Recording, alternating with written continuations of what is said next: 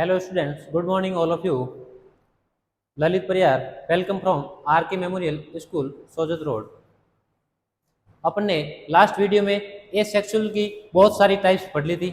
अब last types है ए sexual की, जिसके बारे में अपन पढ़ेंगे। अब देखिए ये आपका पार्ट 3 है। इसके अंदर ए सेक्सुअल का लास्ट टाइप्स है, इसको बोलते हैं अपन वेजिटेटिव रिप्रोडक्शन। देखिए ए सेक्सुअल का ये लास्ट टाइप्स है, बाकी सब अपन ने टाइप्स लास्ट वीडियो में पढ़ लिए। वेजिटेटिव प्रोपेगेशन, वेजिटेटिव का मीन्स होता है काइक। क्या होता है? काइक।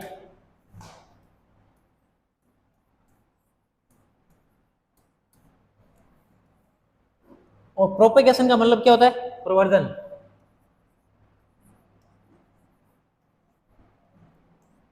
अब देखिए वेजिटेटिव प्रोपेगेशन के अंदर क्या होगा, किसी भी प्लांट्स के अंदर वेजिटेटिव पार्ट्स होता है।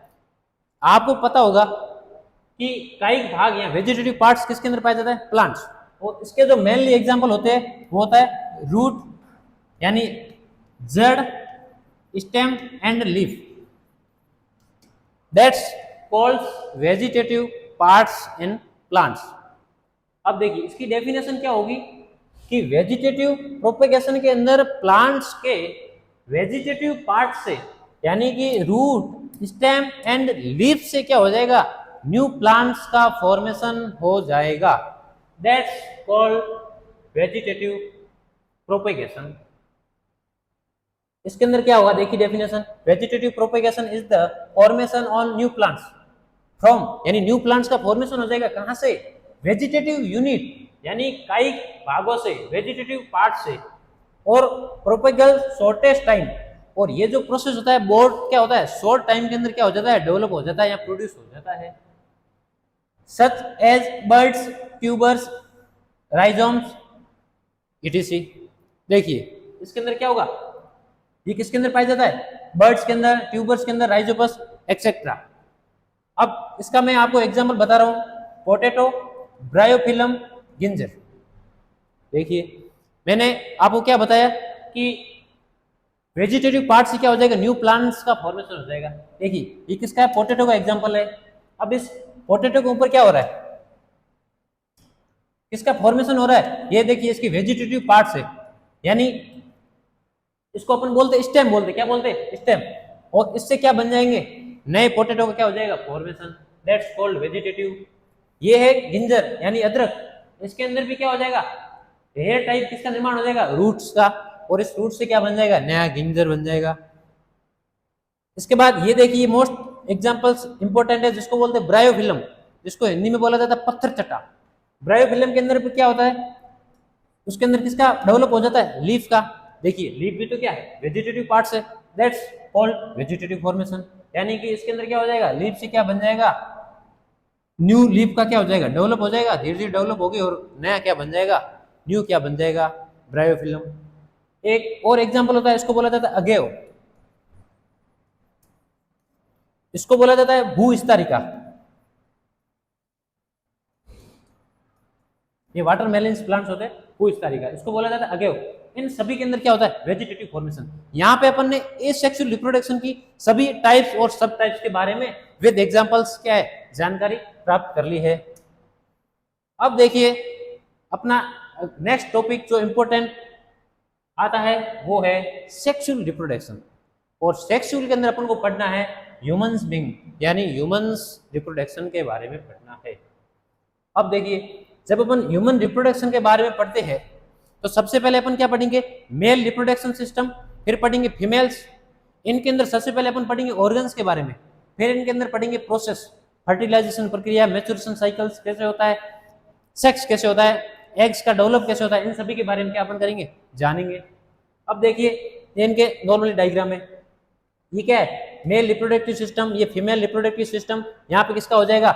जाइगोट्स का फॉर्मेशन हो जाएगा और लास्ट में क्या हो जाएगा? बेबी का क्या हो जाएगा? बर्थ। यहाँ पे बहुत सारी स्टेज होती है, जाइगोट, मोरुला, ब्लास्टुला, गैस्ट्रुला, कोरोपुटिया वगैरह बहुत सारी स्टेज हो जाती है।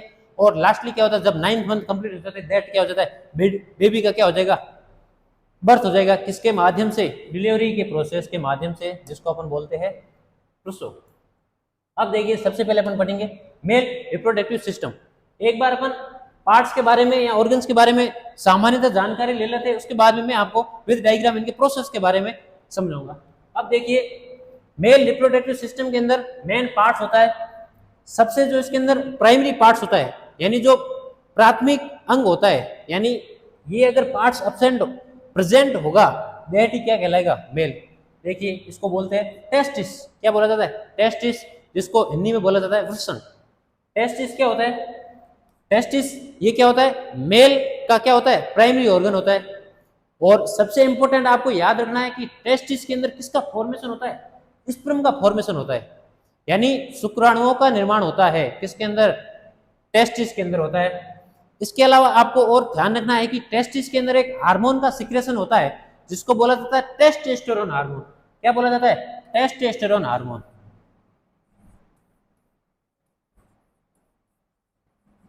अब देखिए टेस्टोस्टेरोन हार्मोन किसका हार्मोन होता है, मेल का होता है, इसीलिए तो कहां से फॉर्मेशन हो रही है, टेस्टिस से।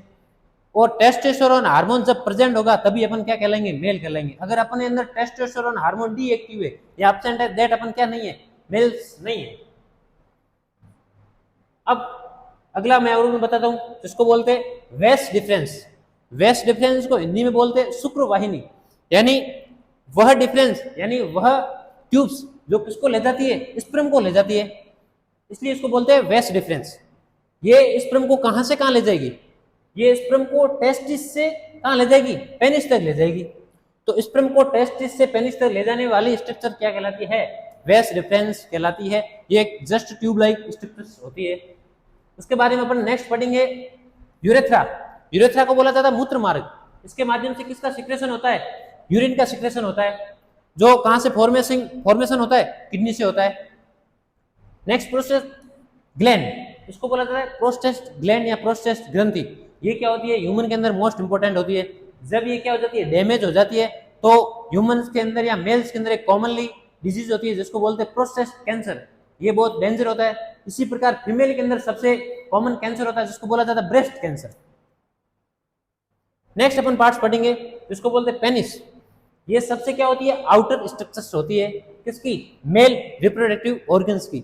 यानी पेनिस सबसे क्या होगा, आउटर ऑर्गन्स होता है। और इसका काम क्या होता है, ओनली फॉर स्पर्म को इंजेक्ट करना, किसके अंदर, फीमेल्स के वेजाइना पार्ट्स के अंदर। यानी कि पेनिस अगर प्रेजेंट नहीं होगा तो क्या नहीं होगा, स्पर्म का ट्रांसफर नहीं होगा, कहां तक, फीमेल्स के अंदर या वेजाइना के अंदर। ये हो गया फीमेल रिप्रोडक्टिव सिस्टम। फीमेल्स के अंदर फिर अपन को, मैं आपको मेनली ऑर्गन्स के बारे में बता रहा हूं, फिर प्रोसेस अपन नेक्स्ट वीडियो में पढ़ेंगे। अब देखिए इसके फीमेल्स के अंदर सबसे फिर वही प्राइमरी ऑर्गन होता है जिसको बोला जाता है ओवेरी। क्या बोलते हैं, ओवेरी, जिसको हिंदी के अंदर बोलते हैं अंडाशय। अब देखिए वहां पे मेल्स के अंदर प्राइमरी ऑर्गन था टेस्टिस, और जो फीमेल्स के अंदर प्राइमरी ऑर्गन है दैट्स कॉल्ड ओवेरी। अब देखिए ओवेरी के अंदर किसका प्रोड्यूस होगा, वहां पे किसका प्रोड्यूस हो रहा था, स्पर्म का। तो ओवेरी के अंदर किसका प्रोड्यूस होगा, एग का। एग को बोल देते हैं ओवम। क्या बोला जाता है, ओवम। तो फीमेल्स के अंदर किसका प्रोड्यूस होगा, एग का या ओवम का, और कहां पे होगा, ओवेरी के अंदर। फिर वहां पे हार्मोन मेल का था जिसको बोल रहे थे टेस्टोस्टेरोन, और जो यहाँ पे हार्मोन का सिक्रेशन होता है उसको बोलते हैं प्रोजेस्टेरोन। क्या बोला जाता है, प्रोजेस्टेरोन। और एक और हार्मोन निकलता है जिसको बोलते हैं एस्ट्रोजन। ये दोनों किसके हार्मोन्स होते हैं, फीमेल्स के हार्मोन होते हैं। तो यानी कि ओवेरी से किसका सिक्रेशन हो जाएगा, एस्ट्रोजन एंड प्रोजेस्टेरोन हार्मोन का। लेकिन एक इंपॉर्टेंट बात याद होनी चाहिए कि इसके अलावा एक और हार्मोन निकलता है जिसको बोलते हैं रिलैक्सिन। क्या बोला जाता है, रिलैक्सिन। ये भी कहां से प्रोड्यूस होता है, फीमेल से। ध्यान में, ये कब हेल्प करता है, जब डिलीवरी टाइम होती है उस टाइम कौन हेल्प करता है, रिलैक्सिन। नेक्स्ट पार्ट आता है सर्विक्स। ये वेजाइना के इंटरनल पार्ट्स होता है। और उसके बाद क्या आता है, वेजाइना।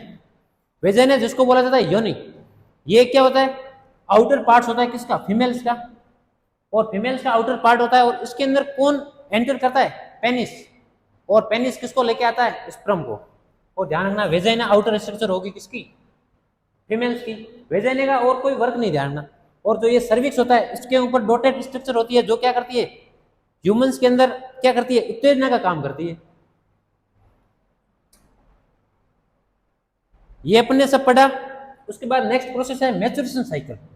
अब देखिए मैच्योरेशन साइकिल के बारे में आपको जानकारी होनी बहुत जरूरी है। मैच्योरेशन साइकिल, ये देखिए फीमेल की सामान्य स्ट्रक्चर होगी, इसको बोलते हैं वेजाइना, इसको बोलते हैं फैलोपियन ट्यूब, इसको बोलते हैं एग, इसको बोलते हैं यूट्रस, गर्भाशय यानी कि, और ये इसको एक स्ट्रक्चर होती है जिसको बोला जाता है फिम्ब्रे। क्या बोला जाता है, फिम्ब्रे। ये मैं प्रोसेस आपको नेक्स्ट वीडियो में पूरा समझाऊंगा, अभी सिर्फ आपको सामान्यतः जानकारी रखनी है। देखिए मैच्योरेशन साइकिल कब होता है, ये फीमेल्स के अंदर प्रेजेंट होता है जब फीमेल क्या हो जाती है, डेवलप हो जाती है, यानी कि मैच्योर हो जाती है, यानी कि 13 की एज के बाद क्या स्टार्ट हो जाता है, मैच्योरेशन साइकिल। जब फीमेल्स के अंदर मैच्योरेशन साइकिल हो रहा है, दैट्स क्या है, मैच्योर है, दैट्स क्या है, फीमेल्स है।